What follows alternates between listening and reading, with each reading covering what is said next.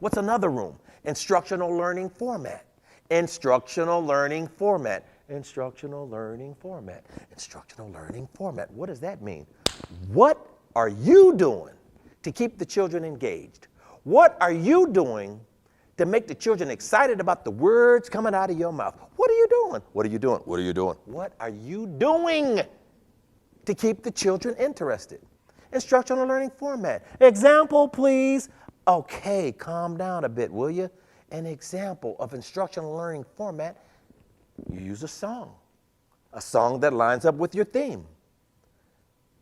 You use a book that lines up with your theme. You use a puppet. The puppet is going to do a routine that lines up with your theme. Instructional learning format. What are you using to keep the children engaged in what you're doing?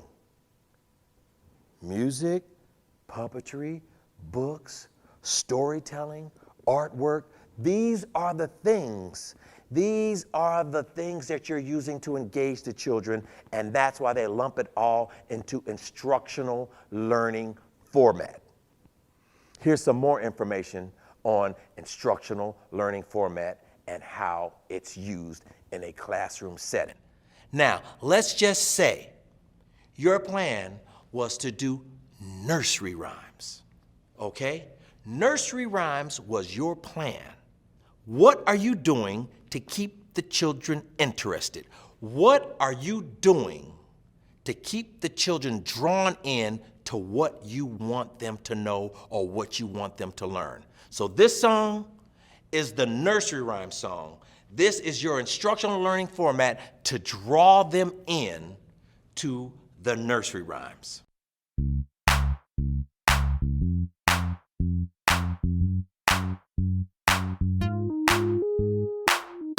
I like singing nursery rhymes. I like saying nursery rhymes. When I'm asleep, I'm dreaming nursery rhymes. When I'm awake, I sing them all the time. Now remember, we are not going in any particular order, because throughout your day, from mama drop them off to mama come pick me up, there are many rooms that you're going to go throughout the day in no particular order. Sometimes the children will guide you. The children will lead you into the room you need to go into. Okay, so let's just say we're all on the rug, okay? And you're reading the nursery rhymes book, all right? So now, here's where things are going to start spinning, y'all. Keep up with me, okay? Here's where things are going to start happening, because this is the way they happen in the classroom. This is connecting you with the real world. This is the glue. Connecting you with the real world is the glue. I've got the glue. I've got the glue. Oh, I got the glue. All right, listen. Connecting with the real world is the glue, okay? All the children are on the rug. You've done your behavior management. You're going through your instructional learning format because you use a nursery rhymes song, and now you're using a nursery rhymes book, and you're reading the book. It's just 12 pages. The observer's in the room just watching and writing, and you watching too. You watching and you making sure she can hear you, okay? She's watching and writing and watching and writing, okay? So you're reading the book. And it's only 12 pages long. It's a nursery rhymes book, y'all. 12 pages long, nursery rhyme book. You're on page 4.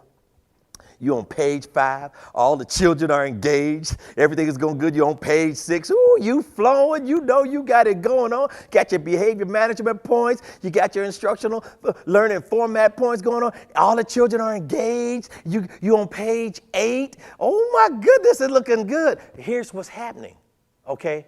First of all, the observer didn't know you were doing instructional learning format until you played the song, and then you said, now we're going to read a nursery rhymes book. Now she equated that nursery rhymes song with the nursery rhymes and the book, and she says, oh, that's your instructional learning format. So I got to give you credit for the song and the book.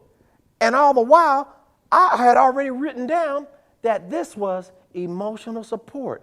You were in the emotional support house without even trying, okay?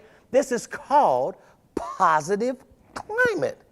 This is a positive climate because Pencilhead came in and saw that the children were happy and they were engaged. That's a positive climate. Positive climate is a no-brainer. Either it's positive or it's not.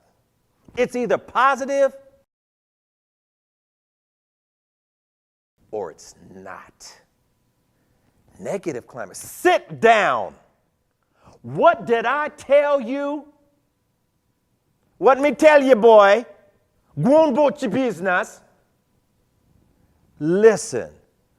Negative climate. 5, 4, 3, 2. That's a threat. You're saying when I get to 1, somebody's in trouble. You can't threaten children. If you got Sean or Shawnette in your classroom, they know you're not going to do nothing. They waiting for you to get to 1. 1, -1, -2. You're not going to do nothing. And they're right. All you're going to do is get more upset. And the negative climate has set and permeated the room. That countdown, 5, 4, 3, 2, 1, that works at your house because your children know what's going to happen when you get to 1. Matter of fact, you don't even want to go there. So you start at 10. 10, 9, 8. Jimmy, close the curtains. 6, 5. Unplug that phone, Margaret. 4, 3. That's a negative climate. Your children know when you get to 1, it's trouble. Negative climate. Enough said. Positive climate, negative climate. Write that down. Those are 2 rooms. We just knocked out 2 rooms, y'all. I'm singing soprano. We just knocked out 2 rooms. Positive climate, negative climate. Either it's positive or it's negative. There's nothing that you have to do through this observation but keep it positive. What does that mean? That means no matter what, no one sees you upset. Here's the difference between a seasoned teacher and the new teacher. The seasoned teacher may be the co-teacher. And the new teacher is the lead teacher, fresh out of college, just graduated magna cum laude, okay?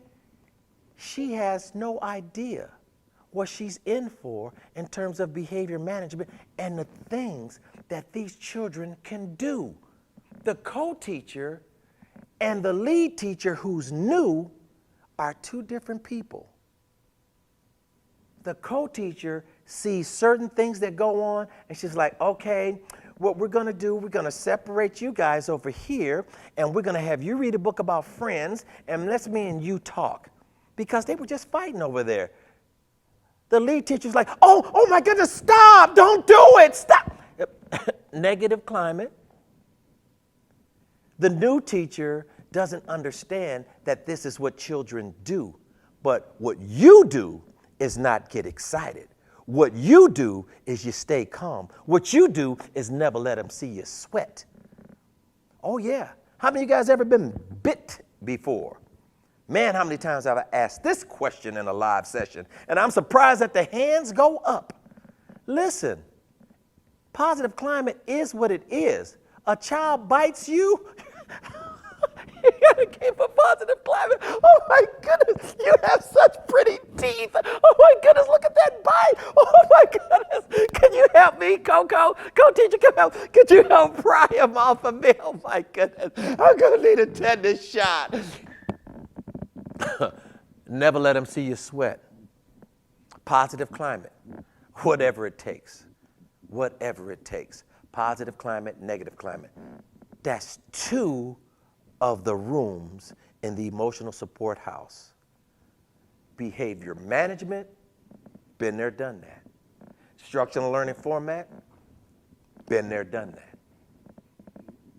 Productivity, that's another room. We're not going to spend much time in there at all. Listen, it's either productive or it's not. it's either productive or it's not. That's based upon your instructional learning format and your behavior management techniques. If those two rooms are on lock, productivity is a result. There's nothing I can tell you to do that makes the pen move from 1 to 7. It's either productive or it's not. Either the children are engaged or they're not.